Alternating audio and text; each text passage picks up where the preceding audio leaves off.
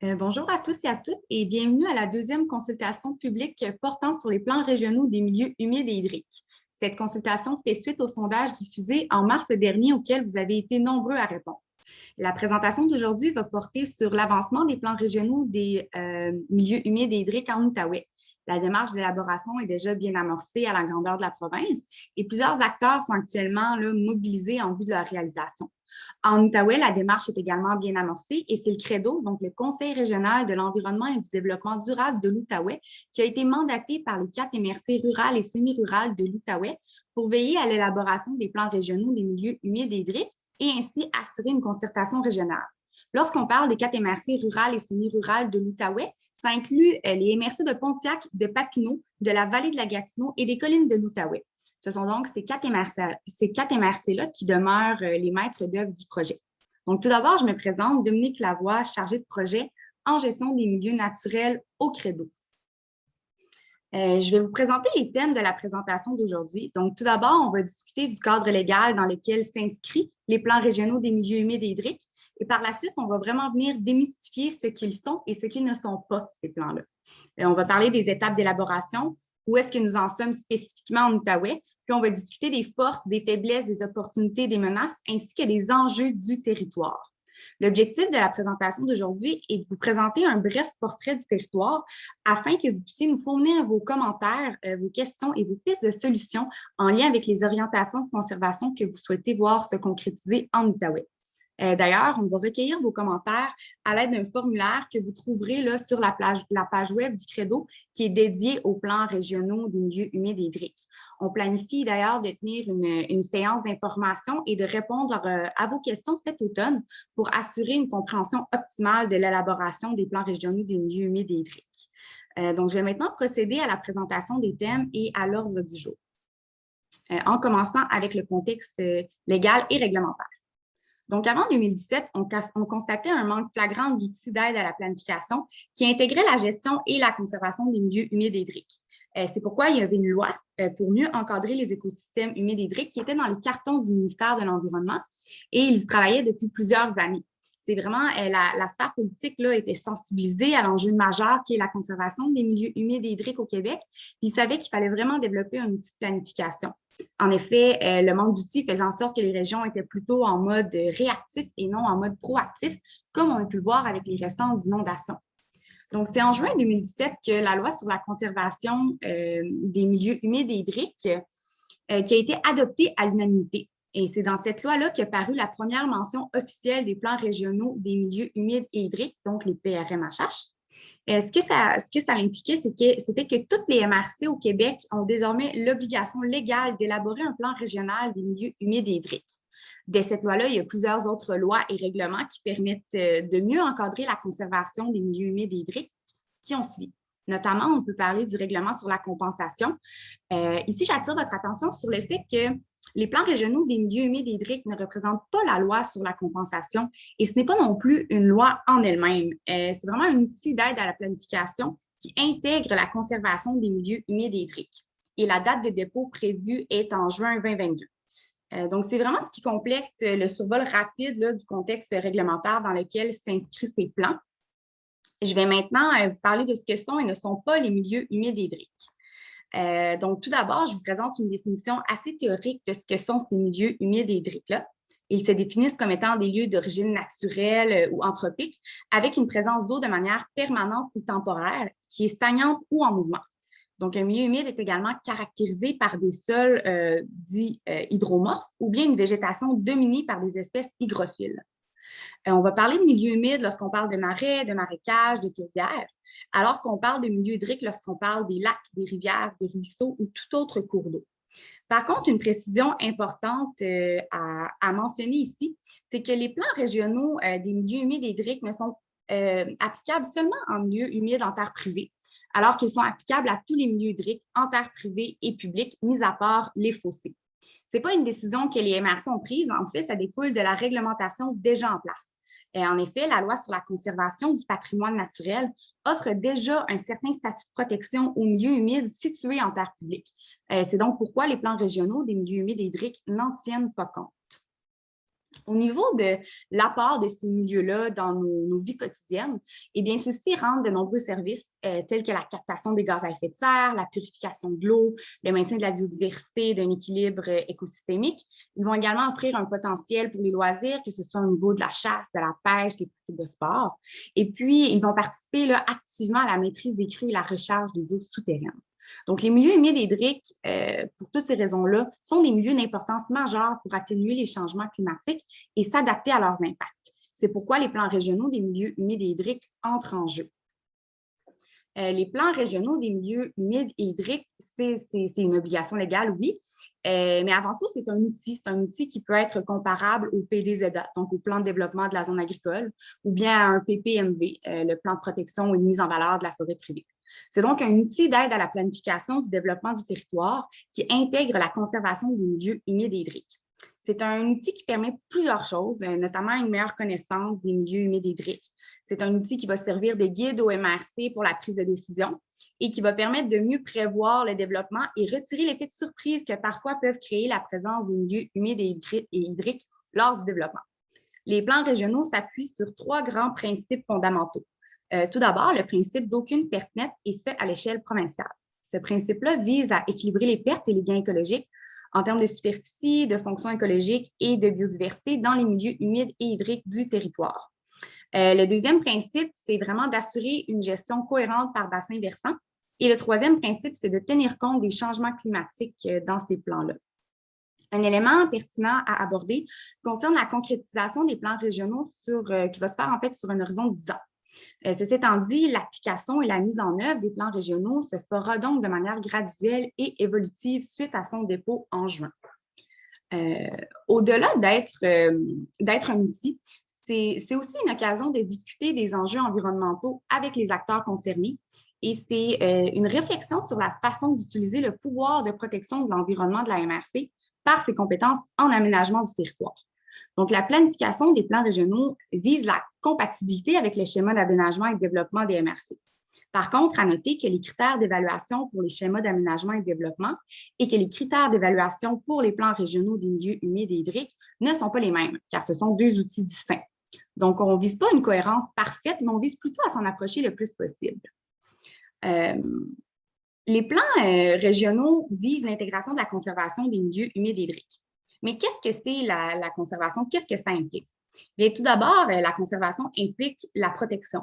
Puis la protection permet de garder les écosystèmes établis et vise les milieux qu'il ne sera jamais possible de recréer ou bien qui seront très difficiles là, à restaurer. Ensuite, on ne peut pas éliminer le développement du territoire.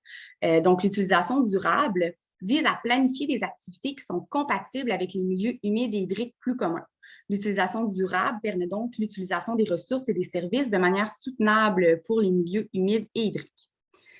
Finalement, lorsque le développement est la seule avenue envisageable, c'est là où on va parler de milieux qui seront sacrifiés, où on va parler de pertes écologiques. Ces pertes-là vont devoir être compensées par des travaux de restauration ou de création. Et les plans régionaux des milieux humides et hydriques permettent d'identifier les endroits propices à la restauration et à la création. Donc, maintenant, on va parler des 5 étapes ministérielles obligatoires à l'élaboration des plans régionaux. Tout d'abord, l'amorce de la démarche s'est faite cet hiver en Outaouais. C'est surtout une étape de préparation, là, comme son titre l'indique. En Outaouais, on est dorénavant à cheval entre la 2e et la 3e étape, c'est-à-dire que les consultations actuelles vont venir nous permettre de valider les travaux et les analyses, mais tout en s'assurant que rien n'a été oublié pour finaliser l'étape 2. Soit le portrait du territoire. Dans cette étape-là, on décrit les caractéristiques environnementales et d'aménagement de la région. C'est donc des collectes de données et ces descriptions-là qui vont nous permettre d'effectuer un diagnostic des milieux humides et hydriques, soit se rendre à l'étape 3 de l'élaboration des plans régionaux. La consultation actuelle va donc nous permettre d'achever l'étape 2 et d'entamer bien fortement l'étape 3. Donc, une fois que les diagnostics vont être terminés, on va pouvoir entamer les étapes 4 et 5, soit les engagements et la stratégie de conservation. 2 autres consultations publiques sont donc prévues pour ces étapes-là. Et à chaque fois, on va vraiment venir consulter la population pour s'assurer que les plans régionaux prennent en compte les réalités des différents secteurs d'activité et les attentes là, de la population. Ça nous permet également de vous informer de l'avancement de nos travaux. Donc, c'est pas mal ce qui fait le tour là, pour les 5 étapes obligatoires expliquées de manière générale. On peut s'attarder davantage à la situation en Outaouais. Comme j'ai mentionné, nous sommes en train de terminer le portrait, donc la deuxième étape. Le portrait, c'est quoi? C'est la description des caractéristiques environnementales et de développement de la région. Et puis, cette description-là est basée sur des données disponibles qui proviennent, entre autres, du ministère, des MRC, de sources fiables en ligne ou des consultations que nous avons menées avec le public et les différents comités. Ce que ça veut dire, c'est que l'étape du portrait est factuelle. Elle repose sur les caractéristiques du territoire. Donc, c'est vraiment pas subjectif. Évidemment, ce ne sont pas toutes les données qui sont disponibles ou existantes. C'est pourquoi on en tient compte dans les plans régionaux. En effet, c'est possible que les plans recommandent l'acquisition de connaissances et de données. Par contre, le ministère n'oblige pas les MRC à acquérir excusez-moi, ce type de données avant le dépôt des plans régionaux. C'est donc pourquoi le portrait repose sur les données disponibles. Ça ressemble à quoi? On peut se représenter les données avec différentes cartes. Tout d'abord, ici, on peut voir la répartition des terres privées et des terres publiques qui donne donc une indication quant aux milieux humides considérés dans les plans régionaux. On peut également se représenter où sont regroupés certains secteurs d'activité, dans quelle portion du territoire, et donc quelles sont les fonctions écologiques des milieux humides et hydriques qui peuvent être utiles ou bien à risque. On peut voir les périmètres d'urbanisation, les zones résidentielles, agricoles, commerciales, de conservation, industrielles. On peut vraiment voir les différentes affectations territoriales. Ça nous permet donc de bien se représenter le territoire. À noter ici que le nord de la MRC de Pontiac et de la vallée sont coupés, mais seulement pour une meilleure visibilité. On connaît ces affectations territoriales-là et ce sont des affectations récréatives et forestières. Ici, par exemple, on peut également avoir une carte qui représente les territoires d'intérêt écologique, esthétique, culturel, les aires protégées, les parcs nationaux, les réserves écologiques et fauniques. On peut aussi voir en rouge les différents projets de réserve qui sont en cours. Finalement, un autre exemple que je vous donne, un exemple de données intéressantes, c'est la densité des milieux humides par bassin versant, qui dans le fond représente un peu le terrain de jeu des MRC. Donc, où est-ce qu'il y a peu de milieux humides, où est-ce qu'il y en a beaucoup? Ici, on parle d'une densité de milieux humides en termes de superficie là, du territoire. Donc, qu'est-ce qu'on fait avec toutes ces données-là? On les combine aux commentaires reçus dans le cadre des consultations publiques et avec les différents comités, donc les comités stratégiques, d'experts ou de coordination. Puis, on analyse le tout pour faire un portrait des forces, des faiblesses, des opportunités et des menaces du territoire. Les forces et les faiblesses correspondent aux aspects positifs et négatifs de la dynamique du territoire, alors que les opportunités et les menaces réfèrent généralement aux aspects externes aux décisions d'aménagement du territoire. Donc, je vais maintenant vous présenter les forces et les faiblesses, les opportunités et les menaces de chacune des MRC et en commençant avec Pontiac. Donc, ici, comme on peut voir dans la région de Pontiac, donc la MRC en vert sur la carte, là, on peut voir qu'au niveau des forces, on a des bassins versants en santé, une forte densité de milieux humides dans le bassin versant de la rivière Coulonge. Ici, on parle de 12 à 15 le seuil pour déterminer si un bassin versant est en santé en termes de densité là, de milieux humides, il est à 6 Donc, ça va bien pour la rivière Coulonge. Pour les autres bassins versants, on a également une densité de milieux humides variant de 6 à 15 Il y a également la présence d'une aire protégée, la présence d'écosystèmes forestiers exceptionnels, dont certains dans une aire protégée. Et on a un seul type de pression là, au nord, soit une activité forestière.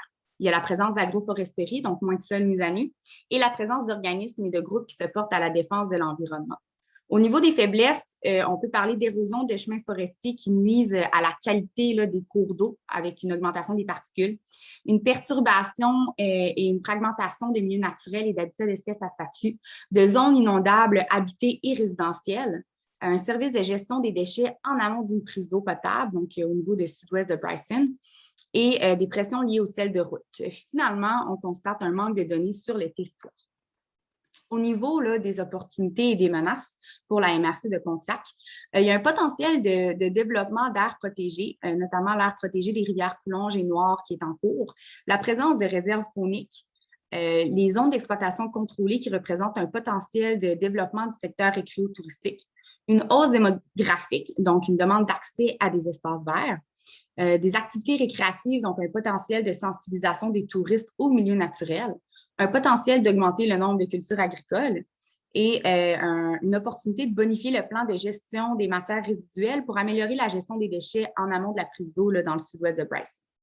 Au niveau des menaces pour la MRC de Pontiac, on a des pressions sur certaines essences d'arbres dues au changement climatique, une augmentation de la fréquence des aléas hydroclimatiques, un développement de chemins forestiers dans la réserve faunique de la Vérandrie, une hausse démographique. Ici, on remarque qu'elle est à la fois dans opportunité et dans menace. Dans opportunité, c'était parce que la hausse démographique pouvait entraîner une demande d'accès à des espaces verts qui représente une opportunité en termes de conservation, alors qu'elle se retrouve là, également dans les menaces, la hausse démographique, parce que ça peut bien évidemment là, engendrer un étalement urbain qui peut être une menace là, à la conservation des milieux humides et hydriques. D'ailleurs, vous allez remarquer là, que pour plusieurs MRC, c'est le cas, là, c'est la hausse démographique se retrouve à la fois dans les opportunités et les menaces.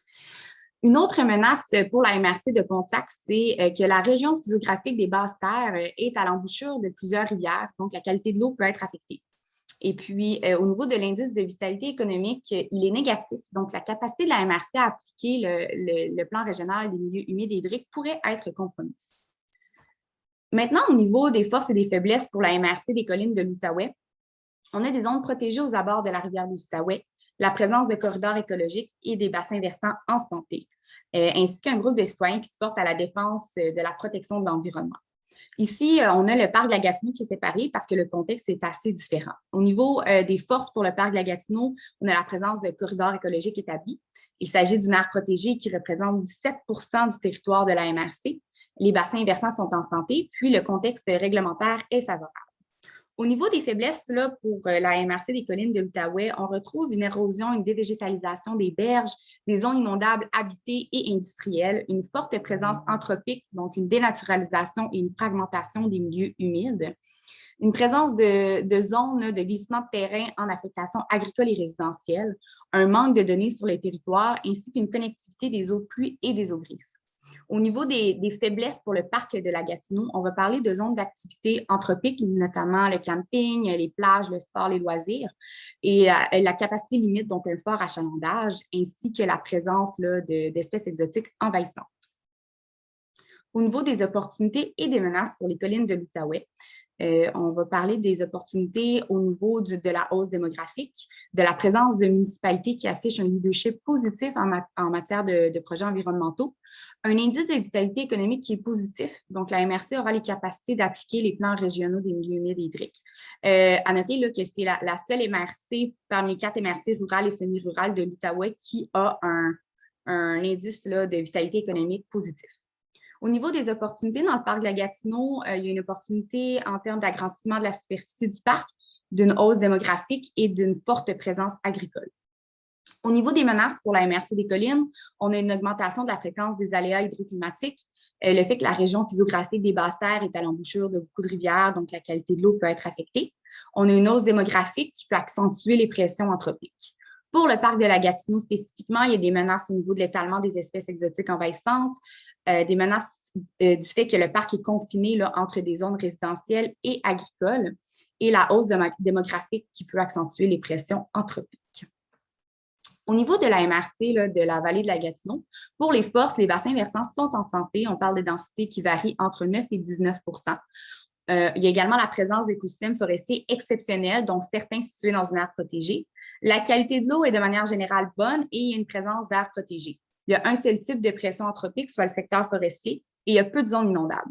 Pour les faiblesses, on va parler d'érosion par les chemins de forestiers qui nuisent à la qualité des cours d'eau par l'augmentation des particules, une perturbation et une fragmentation des milieux naturels et d'habitats d'espèces à statut, des zones inondables agricoles, habitées et résidentielles, et puis un manque là, et une incohérence dans les données disponibles, c'est-à-dire qu'il y a une superposition entre les aires protégées et les zones résidentielles présentes dans le plan d'aménagement. Au niveau des opportunités et des menaces pour la MRC de la vallée, au niveau des opportunités, on a un potentiel de développement d'aires protégées, on a un potentiel de développement pour le secteur écrio-touristique au niveau, par exemple, de la route bleue. La pourvoirie du réservoir Basquetogne offre un potentiel intéressant pour la chasse et la pêche. On parle d'une baisse démographique qui libère des territoires pour la conservation. Et il y a eu l'identification de milieux humides d'intérêt pour la conservation par la BVD7. Et dans ces milieux humides et hydriques d'intérêt, là, il y avait le lac des 31 000 et les plaines de dunes et tourbières au niveau de la vallée des Atokas. Pour les menaces dans la vallée de la Gatineau, on peut se représenter les pressions sur certaines essences d'arbres dues au changement climatique, une augmentation de la fréquence des aléas climatiques, la propagation d'espèces exotiques envahissantes. Au niveau de l'agriculture, une augmentation des pressions en phosphore en amont de la rivière Désert qui cause une hausse des espèces aquatiques envahissantes, le développement des chemins forestiers dans des aires protégées, l'exploitation forestière, qui est le moteur économique, et un indice de vitalité économique négatif qui pourrait affecter là, la capacité de la MRC à appliquer le plan régional des milieux humides et hydriques. Au niveau des forces et des faiblesses pour la MRC de Papineau, on va parler pour les forces de présence de corridors écologiques, le fait que la majorité des bassins versants en santé, malgré une grande variabilité, donc les densités varient entre 3 et 15 %. Ici, on se rappelle là, que le seuil pour qu'un bassin versant soit considéré en santé était de 6 %. Toutefois, il y a une forte densité de milieux humides dans le bassin versant de la rivière Blanche, au-dessus de 15 %. Une bonne qualité de l'eau générale dans la MRC, la présence d'écosystèmes forestiers exceptionnels, la présence d'aires de conservation et d'aires protégées aux abords de la rivière des Outaouais, l'identification de forêts exemplaires et l'identification de corridors écologiques potentiels. Il y a un grand nombre de municipalités au sein de la MRC de Papineau qui ont des entreprises agricoles sensibilisées à la question agro-environnementale. Et on observe là, une volonté politique au niveau de l'implication de la MRC dans les enjeux environnementaux. Finalement, la dernière force que je vous présente aujourd'hui, c'est un projet de restauration de 500 mètres de bandes riveraines en terre agricole. Au niveau des faiblesses pour la MRC de Papineau, on va parler d'un haut nombre de zones inondables habitées et industrielles, de zones de glissement de terrain en affectation agricole et résidentielle, ainsi qu'une faible densité de milieux humides dans le bassin versant de la rivière Petite-Nation. Au niveau des opportunités, il y a la présence de corridors écologiques potentiels, la volonté politique envers la conservation des milieux naturels et la protection de l'environnement, le fait que le secteur agricole ait 45 % des municipalités qui ont des entreprises sensibilisées à la question agro-environnementale, le peu de zones résidentielles qui permet de créer plusieurs zones de conservation sans créer des contraintes, et puis finalement la hausse démographique. Pour les menaces qui pèsent sur la MRC de la Papineau, on a une augmentation de la fréquence des aléas hydroclimatiques, la propagation d'espèces exotiques envahissantes, une pression sur les milieux humides et hydriques pour le développement de nouvelles terres agricoles, la hausse démographique en termes d'étalement urbain, l'exploitation forestière, ainsi que les activités industrielles, notamment les activités minières potentielles là, au nord de la MRC. Donc, c'est ce qui fait le tour là, pour les fiches là, force, faiblesse, opportunité maintenant. Opportunités et menaces. Je vais maintenant là, vous présenter les 16 enjeux qui ont été identifiés en Outaouais. Donc, les 16 enjeux qui découlent des forces, faiblesses, opportunités et menaces. Tout d'abord, on a la connaissance du territoire, l'acquisition de données. On a le développement des chemins forestiers, la protection des écosystèmes forestiers exceptionnels, l'érosion des sols due aux pressions agricoles, les zones sujettes aux inondations et au glissement des terrains, la capacité financière de la MRC, et ça, c'est vrai là, pour les MRC de Pontiac, de Papineau et de Vallée de la Gatineau. Ensuite, on a l'exploitation forestière, l'adaptation au changement climatique, la gestion des espèces exotiques envahissantes, la qualité de l'eau, les inondations en termes de fréquence et de zones inondables, la croissance démographique, la conservation de la biodiversité avec la meilleure intégrité possible, la mobilisation et la participation citoyenne, l'exploitation minière et finalement l'application des règlements. Donc, ce sont ces enjeux-là là, émergents des forces, faiblesses, opportunités et menaces qui vont permettre de définir des orientations de conservation. Puis, ultimement, ça, ce que ça va faire, c'est que ça va nous permettre là, de compléter la troisième étape de l'élaboration des plans régionaux, soit le diagnostic. Cette troisième étape-là achevée va nous permettre par la suite d'élaborer des engagements et une stratégie de conservation des milieux humides et hydriques. D'ailleurs, il y a 2 autres consultations publiques qui vont se tenir d'ici le dépôt et pour vous tenir au courant. Vous pourrez également vous inscrire à notre infolettre et compléter le formulaire en ligne pour nous faire part de vos commentaires, vos pistes d'action ou tout questionnement en lien avec les plans régionaux des milieux humides et hydriques en Outaouais. Vous pouvez également nous envoyer un courriel là, à l'adresse qui apparaît dans l'écran. Donc, c'est ce qui complète la présentation d'aujourd'hui. Merci pour votre écoute et au plaisir de co-construire là, un plan régional à l'image de la population de l'Outaouais. Donc, merci.